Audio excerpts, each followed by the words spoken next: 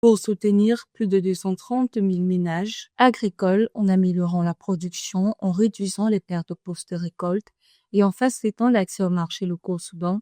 La Banque africaine de développement et le Programme alimentaire mondial ont lancé le projet Boosting Agri-Food Systems Resilience in Sudan, doté de 87 millions de dollars.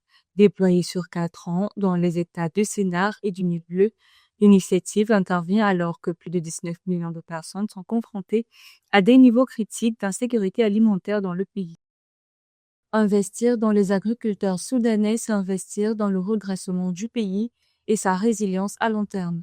Grâce à ce partenariat, la Banque africaine de développement soutient des solutions concrètes susceptibles d'accroître durablement la production de denrées alimentaires de base, de renforcer les économies rurales et d'aider les communautés à mieux faire face aux chocs futurs. Selon les partenaires, le projet qui cible 400 000 ménages de petits exploitants devrait permettre la production de près d'1 million de tonnes de céréales et de légumineuses, soit de quoi couvrir les besoins annuels en céréales de près de 9 millions de personnes dans le pays.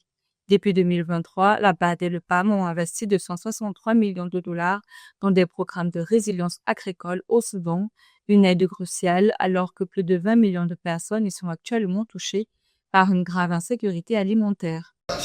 Le plan de la saison d'été concerne environ 25 millions de personnes, dont 2 millions bénéficient de l'irrigation et 23 millions dépendent de l'agriculture pluviale. L'objectif est de cultiver environ 14 millions d'hectares de maïs, tandis que le millet couvrira moins de 2 millions d'hectares. Rappelons que le projet est mis en œuvre par le PAM, conformément aux accords de la banque avec les tiers, en partenariat avec d'autres entités des Nations Unies et des instituts de recherche agricole. Le projet comprend également la mise en place de groupements d'agriculteurs pour la formation et le développement de l'agro-industrie dans le pays.